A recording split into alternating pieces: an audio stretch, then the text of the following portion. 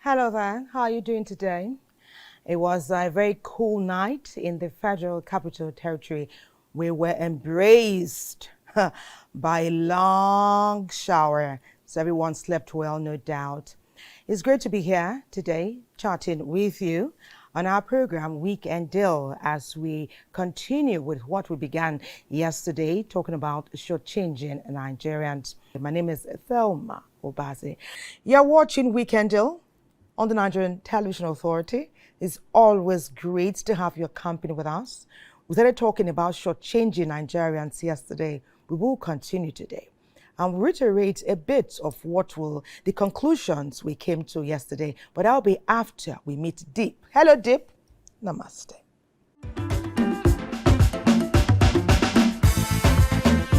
Raise your knee, walk towards your trunk.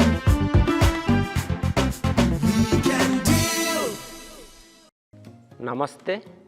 Good morning, Nigeria. I am Diptiranjan Mohanty, a trained yoga teacher from High Commission of India, Abuja. Now we will do Vrikshasana, tree posture. Those who are suffering arthritis, knee pain, they should avoid this posture. Fix a point on the ground 6 feet distance from your body or in front of your eyes. Now bend your knee, bring your right foot, place inside of your left thigh. Your heel should be touched to your perineum. Right knee pointing towards the right side. Now breathe in, raise your both arms above your head, both palms joined together. This is called Pranamasana. Now breathe out, slowly release your both hands. Release your legs. Now we'll do it same in left side. Now breathe in, bring your left foot, place it inside of your right thigh. Now breathe in, raise your both arms, join your both palms together, both upper arm touch to your ear. Gauge the point throughout the practice. Perform this practice up to 10 to 15 seconds.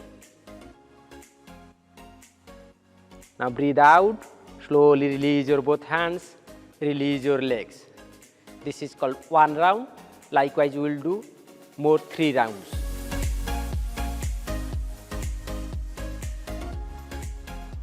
This Vrikshasana, tree posture, it helps to improve neuromuscular coordination, nervous balance, endurance, alertness and concentration, and it also strengthens the leg, ankle and foot muscles.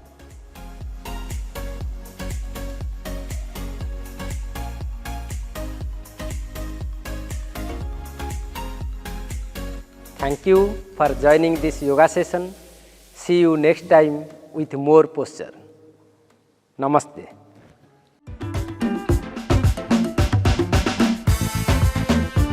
Raise your knee, walk towards your trunk.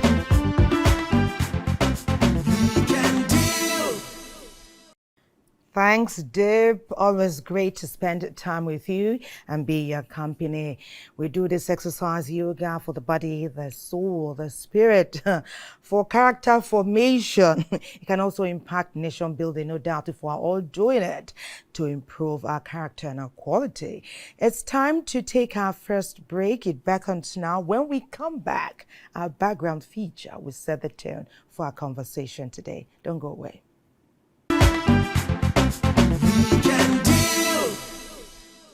Yesterday, when we had a very engaging conversation with two gentlemen, veteran broadcasters, who began their broadcast journey here at the NTA and threw open the doors for many like us to come in and understand the business of broadcasting, talking about Dr. Adamu Abdullahi, the CEO and the EVC of the FCCPC. They talked about patience. They said at this time, we must be very intentional about what we do. We should be patient. We should watch what is unfolding because the government has set up several committees to ensure that things are put in place to make Nigerians feel more secure and to make things more comfortable for Nigerians.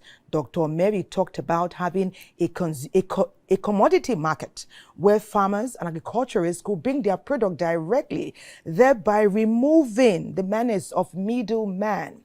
He also talked about being patriotic at all levels so that in a way we can be our brother's keeper. We just may be the ones we have been waiting for. We are the change that we seek. If you do it right in your own corner, it will continue to cycle around till everybody gets on board and does it the right way. But Talat has been taking another look at what we're talking about, shortchanging Nigerians. Let's see what she found. The economic hardship in Nigeria has reached unprecedented levels. Prices soar daily, pushing essential items out of reach of many.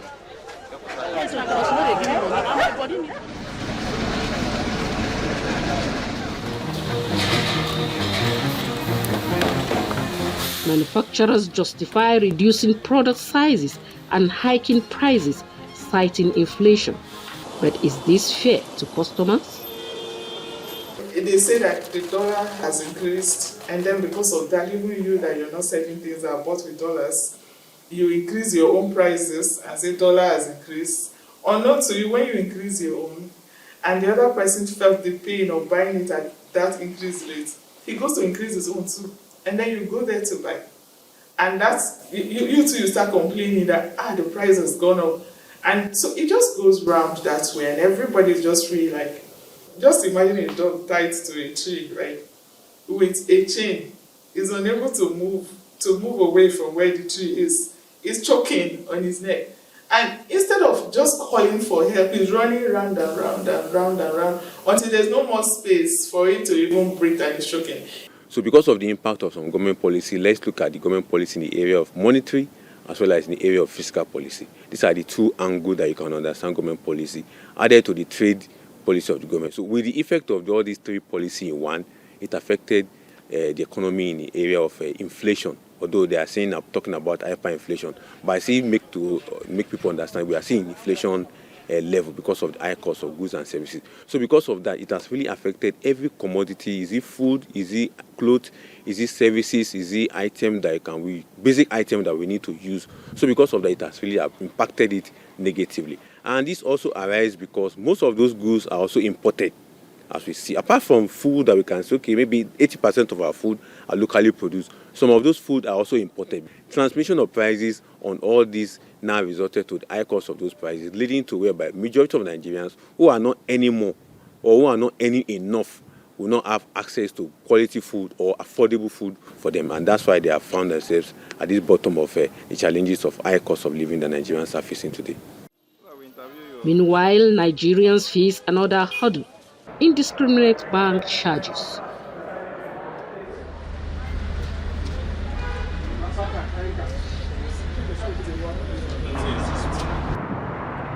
Why are banks debiting customers without explanation?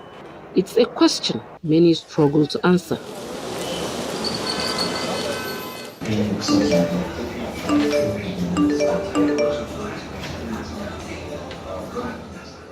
That really happened because of the unregulated aspect from the CBN in the system. CBN have left that vacuum whereby unsolicited deduction of money, unsolicited SMS, unsolicited greetings. You see banks greeting you on your birthday, they're greeting you on your wedding day, they're greeting you on several occasions, and they will deduct the money as a result of the money they claim that they pay for the services, or they also incur as a result of engaging network provider to provide that service for them. So, by the way, they make you customer to pay for it. Meanwhile, the network provider also take out of it, which they also profit from it. And that's how many people have been asking that, how are our bank really making money out of the entire business circle in Nigeria? And we have discovered that it is because of some of these frivolous activities that the bank are carrying out. And we will not blame the bank, because CBN have left its vacuum so open. Every Nigerian that has a bank account number should care enough to know who his account officer is.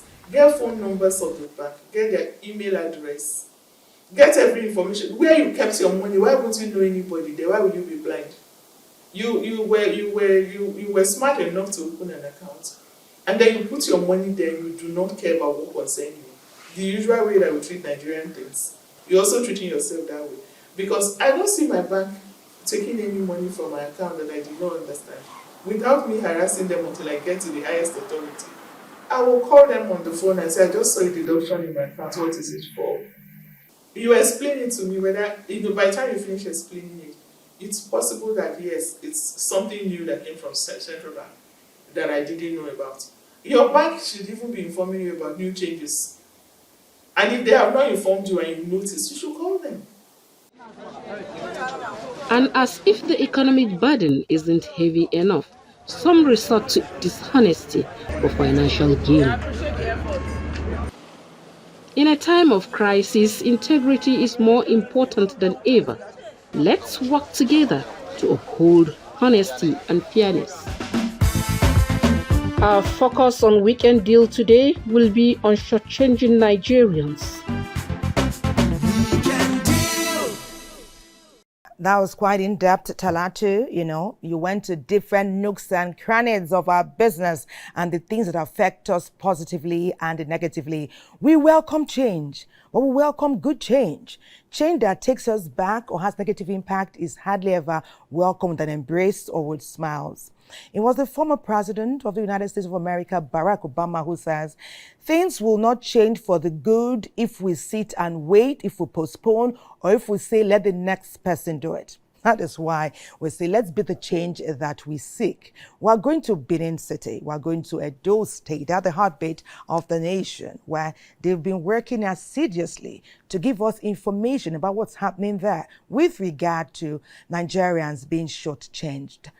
Nsan and her crew did this work for us. What did they find? Nsan, please take us through. Not to buy.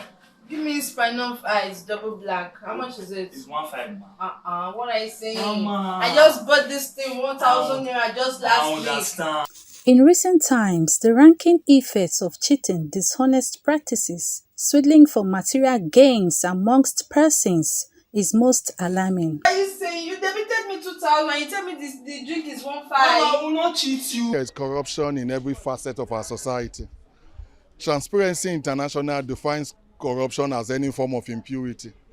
And if you want to go by that definition, you will discover that corruption is everywhere. Your money. Give me back my balance. How can you debit me 2,000 yesterday? From merchants of different wares to the ordinary unassuming personalities to service providers of all different categories to point-of-sale system operators and several other examples. No one is taking it easy. I'll show you, but this POS, charge now. So if you charge, I will show you later.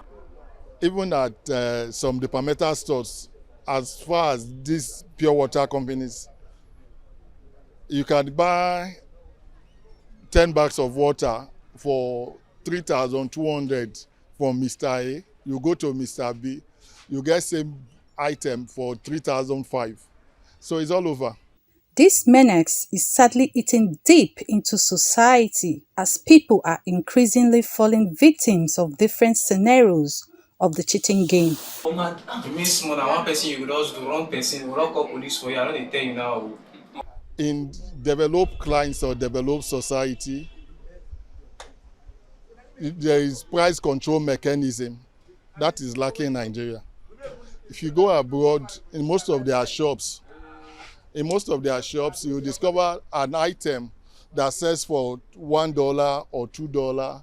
If you come back in 3-4 years' time, the price tag will be made the same. There's lack of fixed price mechanism in Nigeria. Drinks. We sell drink also. they'll open it, they will not see the sign of open drink. So they will not say this drink is not original, it's fake, and we already bought it, then we will not run loss.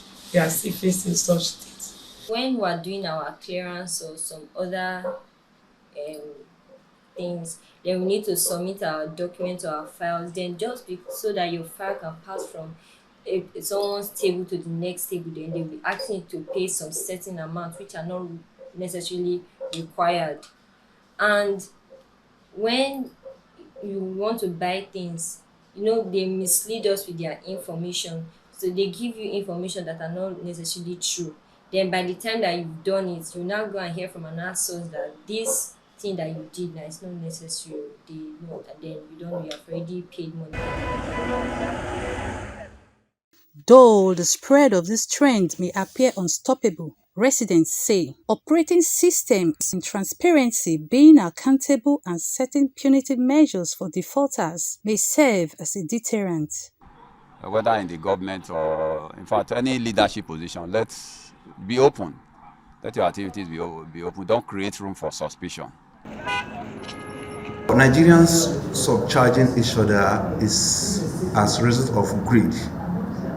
We are not contented, and for us to get rid of this act of greediness, we must extend love, we must showcase love to one another. People may have different reasons for cheating, but as they say, cheating does not pay, and cheaters will receive their just reward in the long run. It's those cheaters that we're speaking with, especially, or speaking to today, if only they would listen. Always put yourself in the position of the next person. What you're going through, they're going through it. Let me go back again to our chat yesterday. Dr. Michael Mary urged us to cut our coat according to our cloth. And one of the viewers that sent in a message said, there's no longer a pair of scissors for the common man. So what would they use to cut the fabric? But really what we're saying is, if you can do your best to live within your means. That way, you may not feel the urge to shortchange or cheat at somebody else. That because puts yourself in that person's position. Maya Angelou said, if you don't like something, change it. If you can't change it, perhaps you can consider changing your attitude. Sometimes it's not one person's attitude, it's the attitude of an entire community. Sometimes we need a mindset change, we need a lifestyle change or a revamp. Let's continue to look into that. Today we have guests, expert guests though, for expert analysis. So we continue to bring resolutions that are workable to the table. That way everyone is the better for it. Let's welcome, first up, Imam Shuaib Mustafa Agbarebe. He's a lawyer and a social commentator. We get to see his profile.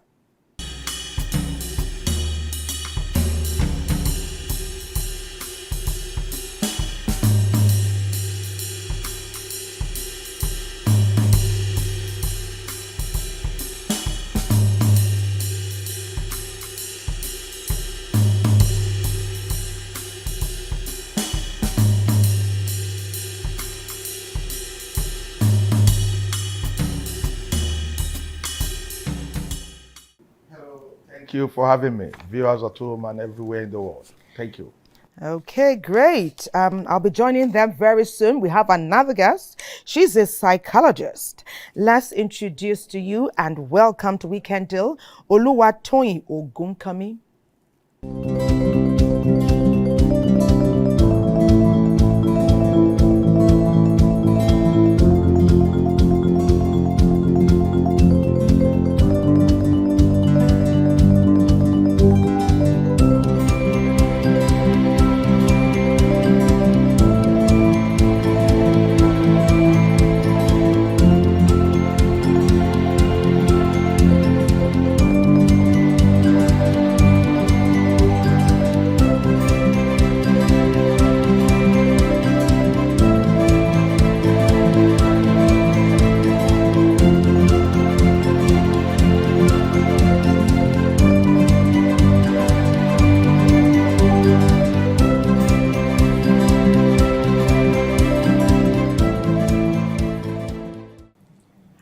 Good morning, Nigerians.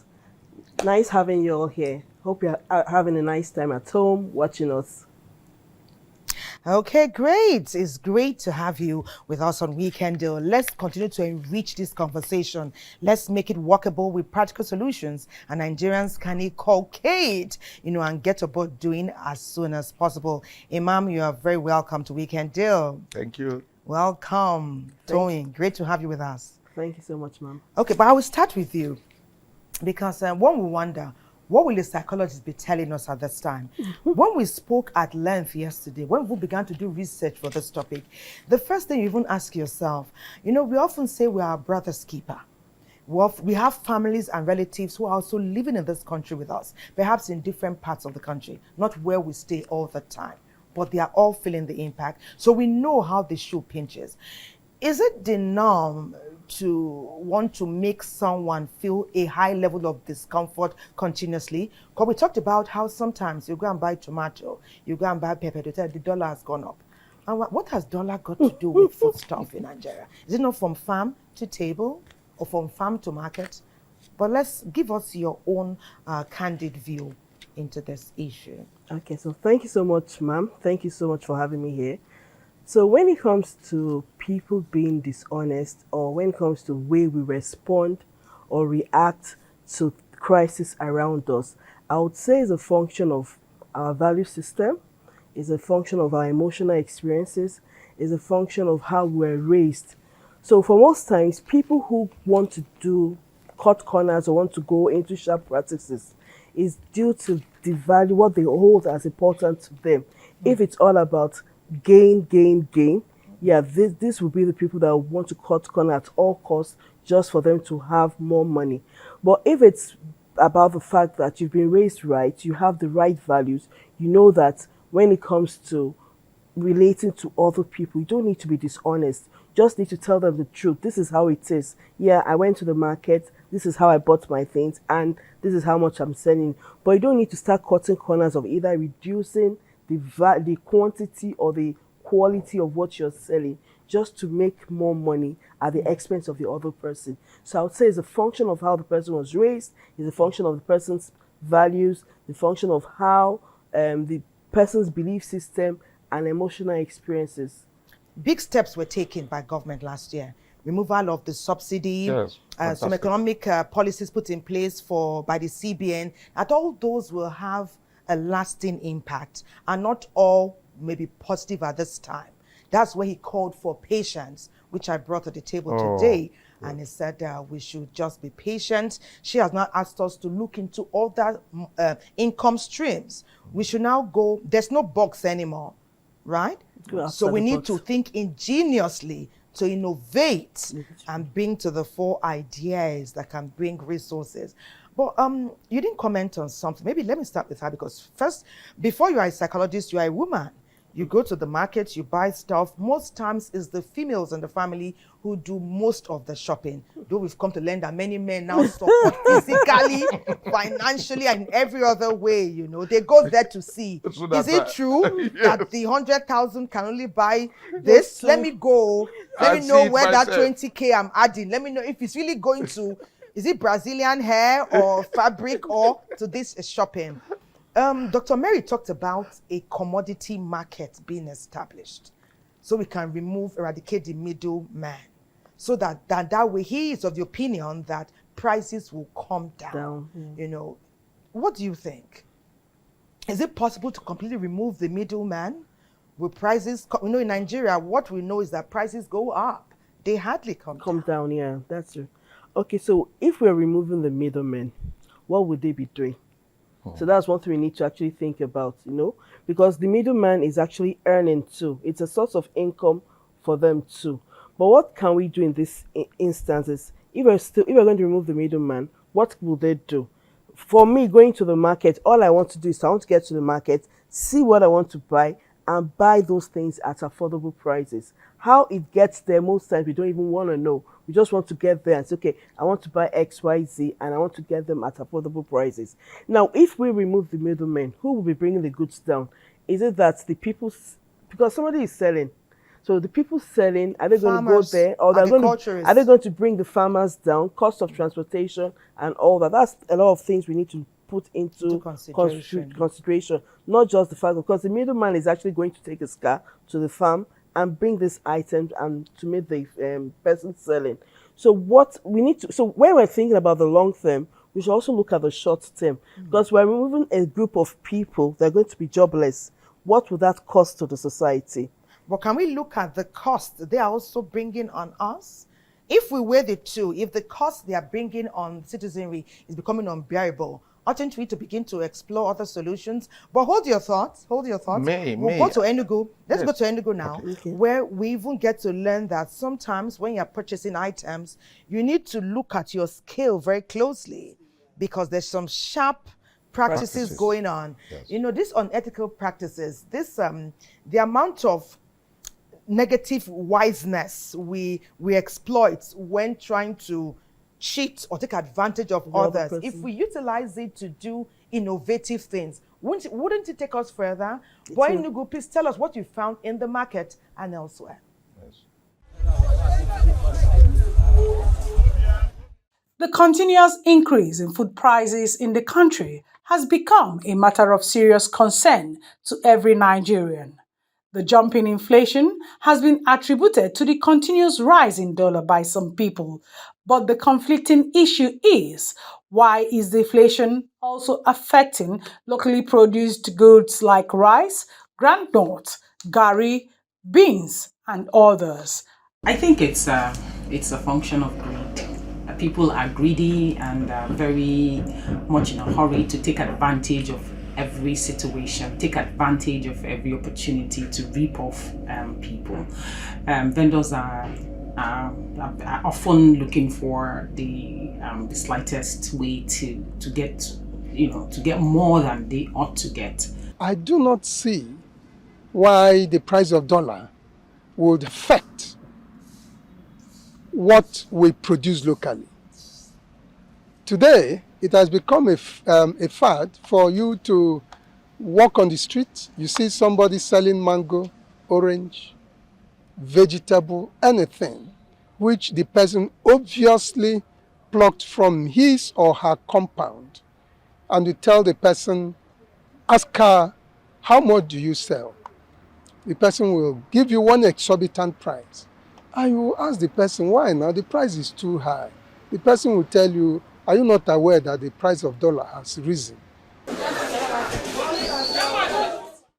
The hard economic reality has triggered unethical practices by traders at all levels who go as far as padding their measuring cups, adjustment of scales and foil palms, and also other sharp practices to shortchange their customers and make more profits, thereby reducing the quality and quantity of services rendered. In these three now, the original one is this one. Then these two are padded. This one is now the tallest. Even if you measure them all, you see the difference. Can you measure it? Let's see it on the kg. Beg, give this one. I should leave the kg. Because of what? You don't really get the what. Everything is high now. You know, last year, this cow is 700,000. But now it's a million. And if you ask them, they will tell you that fuel, add money. Gas, add money. If you want to buy meat in scale, it's in zero like this. If I put this meat now, for example,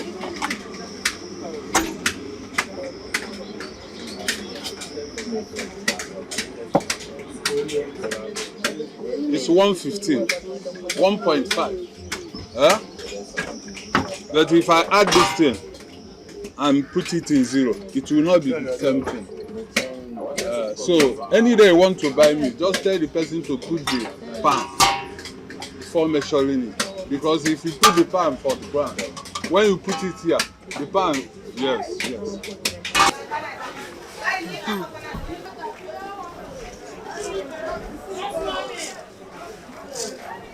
Good.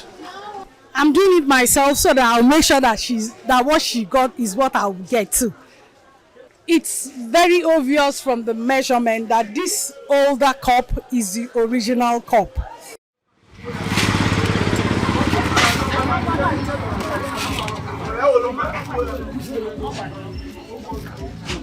We have three painters here. They are all the same. Oh. We do this because there are some customers that are so greedy, they keep pricing and pricing. And for you to be able to satisfy them and yourself, you have to give them this. According to some experts, the harsh economic situation, if handled properly, will be a panacea to a robust economy, which will, in the long run, increase the quality of life of the average Nigerian. I appeal to Nigerians that we need to become more cautious, we need to become more realistic, we need to become more reasonable. Let every hand be on deck to ensure that the Nigerian naira does not become a worthless piece of paper. Nigeria is blessed with the resources to feed itself. So we should begin to use what we have within ourselves, increase, even if we must increase anything, we could increase exportation, but reduce importation of products, and then, focus inwards.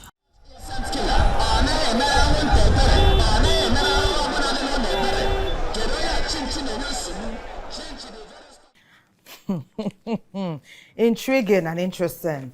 Who would have thought we'll come to a time when we'll start learning how to monitor the skill there. When you just go to the market, usually you are in a hurry. You want to quickly get to the cooking because people are waiting to eat that meal. So who thought would be checking the scale, put the pan first, remove the pan, measure the basin like 3 or 4 times? But it's because of what is happening in the country. And perhaps people had already forecasted that there will be times like this, or perhaps times like this have happened before in the world. That's why Mahatma Gandhi says, we are the change that we seek. Barack Obama says it again, that don't wait for anyone else to come bring that positive change you desire. We are the ones that we have been waiting for. Everybody should think introspectively. Imam, let me ask you, let's continue what we're discussing with our psychologist earlier. And let me also add this part where Dr. Mary and Dr. Adamo aligned yesterday by saying that the middle class has been nicely removed in our country. So we have up and down. And it further alludes to what you were saying earlier, that little things can trigger people because challenges are enormous. So don't seem as though you are putting your success or your comfort in their faces by changing vehicles and clothes and stuff like that. Let us now bring that to bear on what we just saw. There's no more middle class. No more. So it's upper, it's lower. Yes. And we're seeing skills changing. We also talked about shrinkflation yesterday, where you are purchasing higher. The cost is higher, the content is less. You can also align what we saw in the market now. Yes, completely. I will agree with them and align. Completely lock, stock, and barrel. That we don't have the middle class again. It's so unfortunate that we get ourselves in this level. And there must be that, because, the gap between the up and the down is so wide. So there must be a collage in the middle that will be the hook between the low and the high. So my own take on it is that as we are now, we just need to understand that it's a phase. It's just a phase. There will be a time that if you get it right, that the middle class must come back. Because you cannot work when you have just the up and down. So our focus now is that getting it right. Getting it right. Because we've atomized the different issues and different ways we're being shortchanged. We're also saying that no one will come and build the country for us. Yes. If government says they are doing what needs to be done, they are working assiduously, but all the good can present at one time. It now falls back on us as Nigerians. We are the ones in the market. We are the ones who also come to purchase. We are the ones who farm. We are the ones who do the transport. We are the ones who come to buy. We are the ones who also enter the vehicle. So how can we help ourselves and each other? That's where I'm going. You see, the poor, the lower class, they will see that the only thing for me to get from you as the high man is for me to raise my own commodities. because I don't have access to the type of money you have. So that is the disconnect that we have. So they will jack it up for no just reasons. I farm. What does farming has to do with the dollars? I have the product here. We are getting the input here. I put it down, the seedling, everything, it comes up. And the man that will come with it to the town will say it's because of the petrol subsidy that was removed.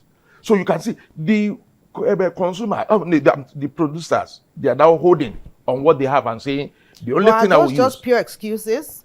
They are to an extent, haven't they impacted us?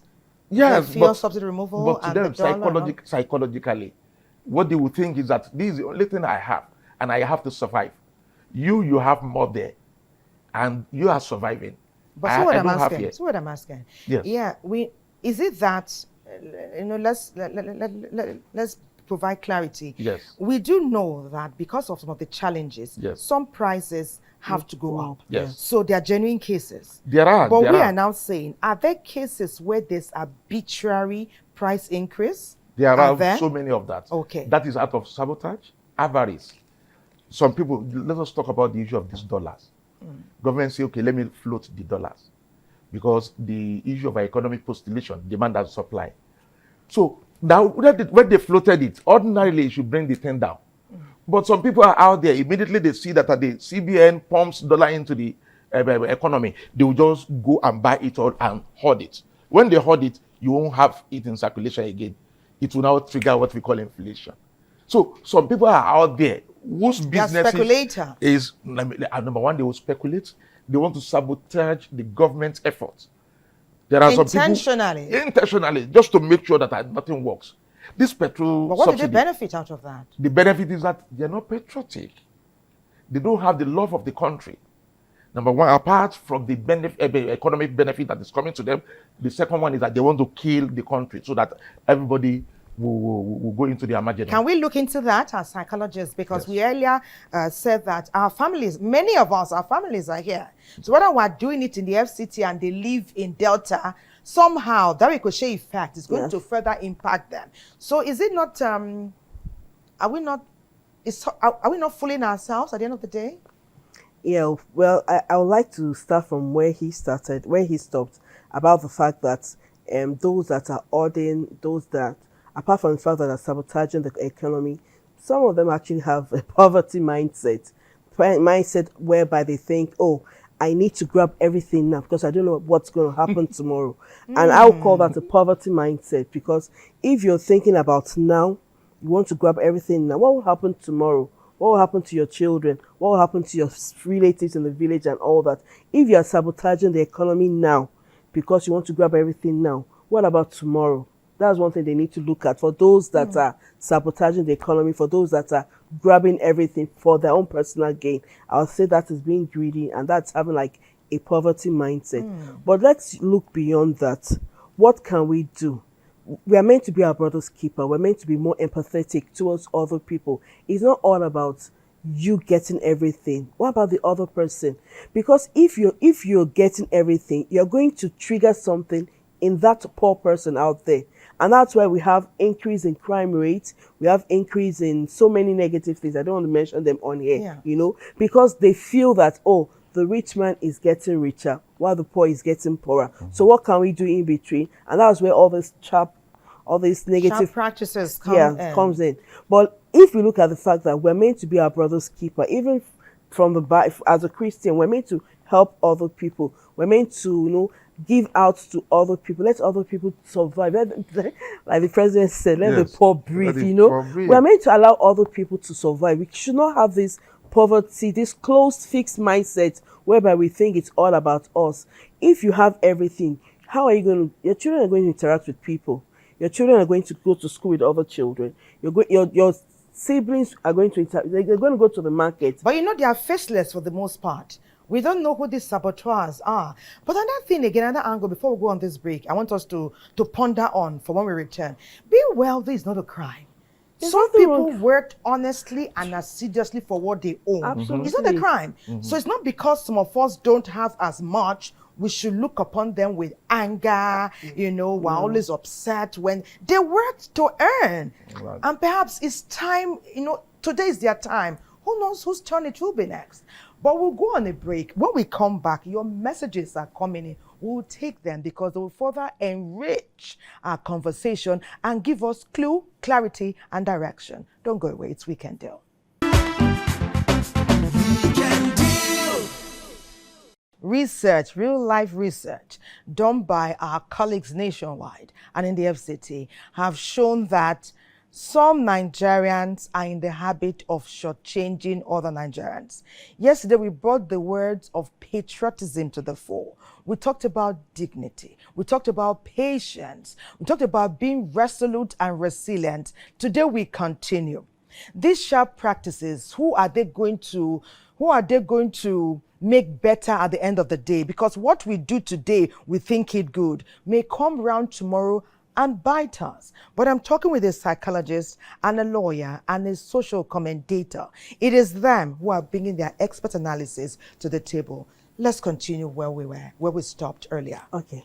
So, like I was saying earlier, I said that the fact that we're shortchanging ourselves is actually affecting every other person in the society. So you would say that, oh, you want to gain more and at the expense of the other person, which is not nice. Now, apart from that, you said earlier that the people that were here yesterday, they spoke about the fact that the government is working. But in the meantime, we know the government is working. We need our agencies, like the National Orientation Agency, to come out and let us know what is happening. They should be able to give hope to the society, let people know that, yeah, we're working and X, Y, Z are the things we're doing. But in the meantime, give hope to the people. Let's know what is happening. For me, I don't see anything about the National Orientation Agency. I don't see them coming out to even educate people. They're meant to be out there to educate people. There should be jingles out there. There should be radio, TV adverts telling people about these things and why it's not good for other people to shortchange or to deprive their fellow Nigerians of their right here. Let's hear from you. That is my take as well. I will agree with that. We need to send the message of love and hope, peace, and hope to people. I love the language of the president one time when it said that I let the poor breathe. We also need to sensitize the rich among us to have mercy on the poor. Then the poor from the other side should also know that the rich have worked for their money. When you talk about that thing the other time, I like it. They need to enjoy their money. If you have worked for something and you assiduously, and the the reward of your hard work is now coming for you. Financial resource. Nobody should deny you of that. So you should also know, the poor should also know that they have hope. That when they also work hard, they are going to get into that side. Perhaps instead of getting upset, angry, and feeling that they've been something has been distorted in their lifespan, we can emulate some hard workers and make them role models. And where possible, seek to make them our mentors. I'd like our psychologist to comment, but let's go to Sokoto quickly. It's also talking about the feel and the high cost of living in Nigeria. The world may be going through harsh economic challenges, but the injustice of man cannot be ignored in Nigeria when it comes to the inflating of prices of commodities. Are we wicked to ourselves? Why should millet, guinea corn, beans, watermelon be hiked? It is only greediness of those people selling those things. Marketers are very greedy. That is why they are hiking their goods day by day, day in, day. If you buy something today at 100 naira, tomorrow if you go back to buy it from the same person, he will tell you 110 naira. The government is our mother. If the mother dump its children, so is the survival of the fittest. I'm not supporting it, but some people have to devise way. And especially in Nigeria, we have a push and pull factor that pushes and induces Nigerians to become criminal. Because of this fragile arrangement, we have what? We have wide gap between rich and poor. The autonomy as a result of deregulation of PMS to determine price by individual marketers intended to make fuel available is otherwise challenged. Price disparity among states prices in the country is basically due to distance between the states and the coastal states where the coastal depots are located. So the closer a state is to the coastal depots, the cheaper the price, and the far away the state from the coastal depots, the higher the price. That is, let's say for example, if a marketer is to get product from Lagos, Port Harcourt, and Calabar or Warri, the transportation of transporting the product from that point to Sokoto is definitely higher than if somebody is to transport the product from those sources to maybe Abuja. Every sector is suffering because you cannot remove subsidy in the whole world. I think it is only in Nigeria that this subsidy have removed. The America is a father of capitalism and liberalization. England, look at the way they subsidize everything for their citizens. Fuel has an effect on the factors that ease the lives of the masses. If you look at the situation of the country with the issue of a removal of fuel subsidy, which has escalated many things, food prices and other things has skyrocketed. Many civil servants, if you can see right now, they have even abandoned their cars. They resort some of even trekking. Some find it even difficult to pay transport to their office. Many people are lamenting seriously with the situation we are in now. Workers are even resolved to be begging now. We have become a beggars. Because your money that at least you are receiving as a stipend every end of the month cannot even take you a week, take less of a month. So the even masses of the country are even facing more difficult situation, especially if you look at those that are not even working. As Nigerians seek succor, the urgency for solutions against the hardship citizens are going through is paramount. I'm calling on these marketers of these food products to fear our God. Let them fear God. They knew that maximizing profit is an offense towards God, both in Christianity and in Islam. So they should fear God and sell their items the way they bought them from the farmers. Government has to look inward. At least, I don't buy the idea of always trying to copy the Western nations that are ahead of us. I don't think it's reasonable. We just have to look inward, adopt a policy that is suitable to Nigerians. The basis is removal of this subsidy from 190 something to 700 and something now. So it pulled us down. So if it wanted to restore hope, to at least alleviate, because we now want to become back to zero. We are now operating at minus. So if we need government to put us back to zero. Mrs. she says, stop calling me psychologist. Mrs. Oluwatoyin Ogunkomi. Yes, please. And Imam, our friend, Shuaib Mustafa. Please, let's take it from there. The fact that things are impacting us to the extent where prices are on the continuous increase, does it change who we are inside from the core? How do we marry this experience with patriotism? Yes, it should not change us at all. We are Nigerians. We should believe that this is a country for us to build. The only thing is that the government should also not overstretch the patience of the poor. Government should do something to quickly fix the economy of the country. I say that. Emulate what is going on in Lagos. Just like what we have yesterday, there is a market in Lagos now that is special for people that are vulnerable. You can go there. What is being sold in the other market at 15,000 naira, you get it there, subsidized rate. Yes, 7,000 naira. Every Sunday. Yes, go there every Sunday. Let us have something like that at the, what do you call it? Okay, nationwide? Nationwide.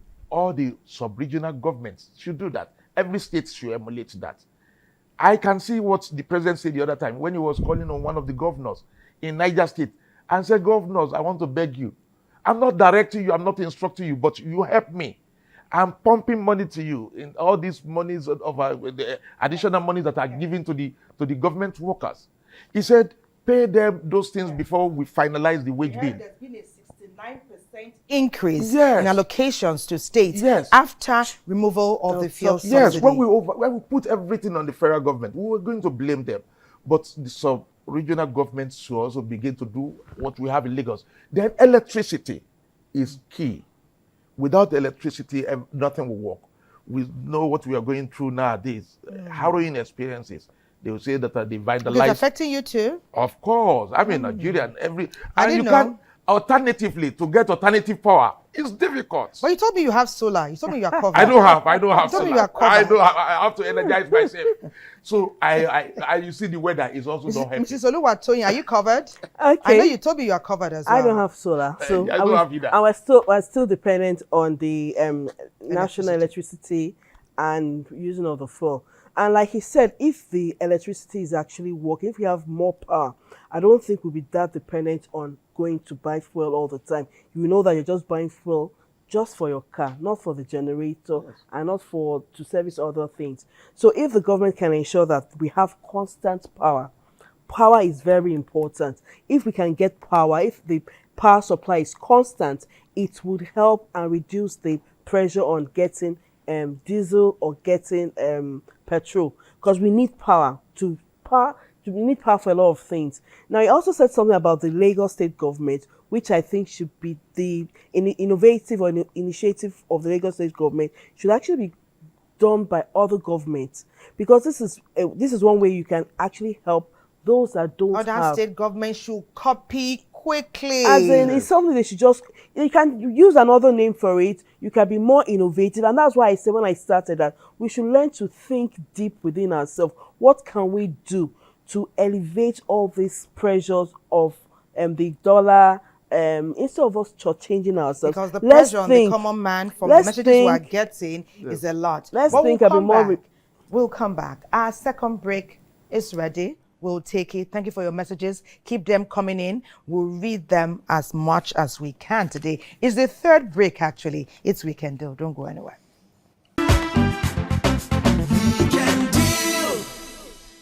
It's Weekend Deal. We're talking about shortchanging Nigerians. We've been listening to our guests in the studio. We had guests yesterday who also brought that expert knowledge to the table. We're marrying everything together because our aim, our focus is to see ways that life can be more comfortable for Nigerians at this time. It is true that the times are daunting financially, but there are ways we can move to the right, move to the left, a little here and there to make life more comfortable for others as well as ourselves. We have talked about the patriot.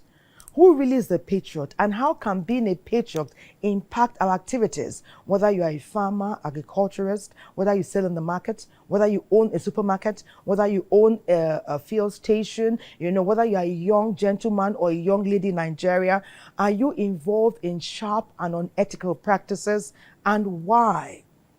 It starts with the family. What are we teaching our children? What values are we impacting in our children? The value of life.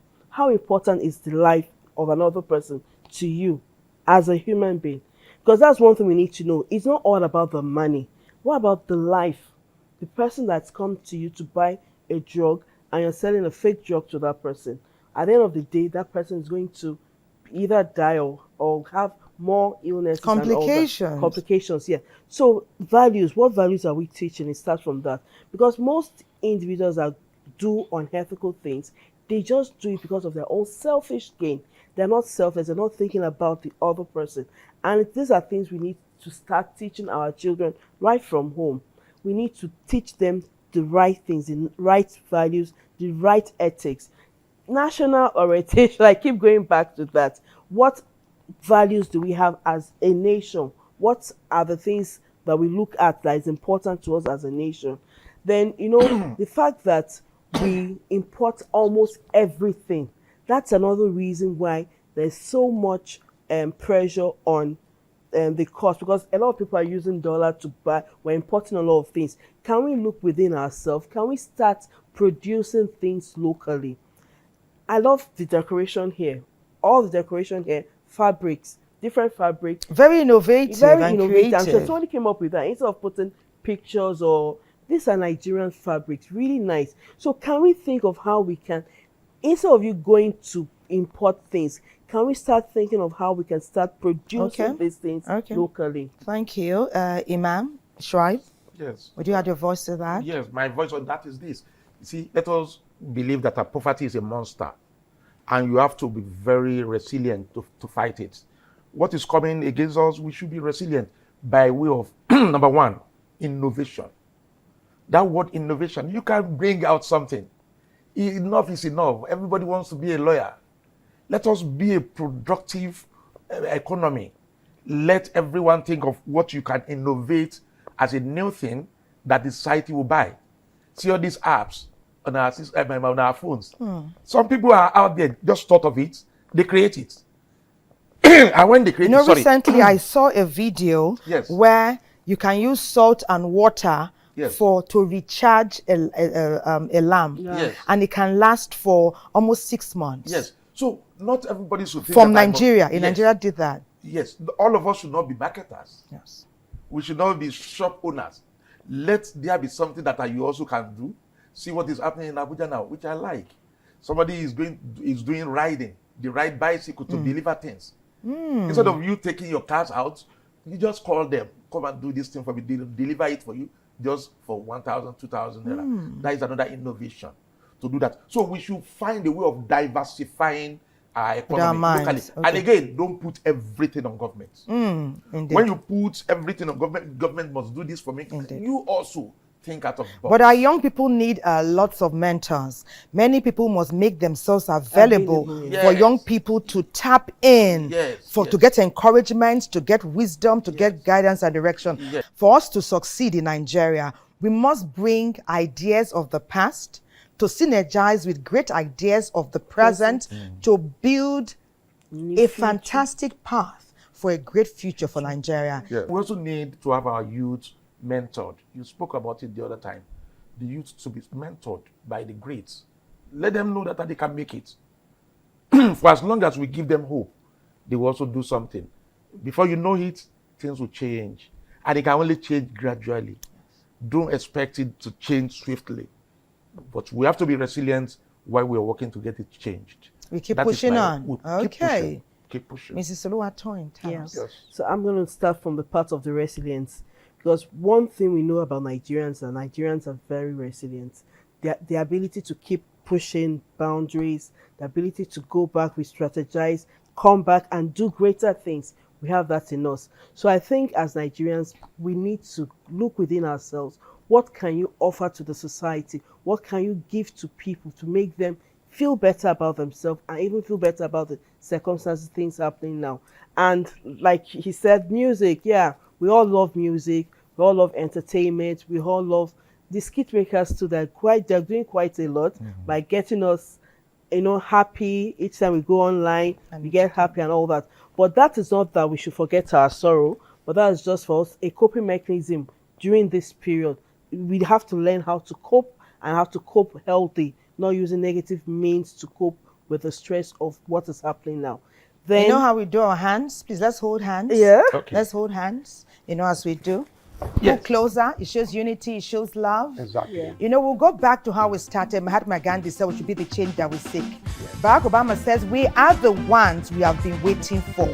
We are the people that can bring about that change, and we'll do it together. And Maya Angelou says, if you can't change something by being you, change your attitude, and that will further change your perspective.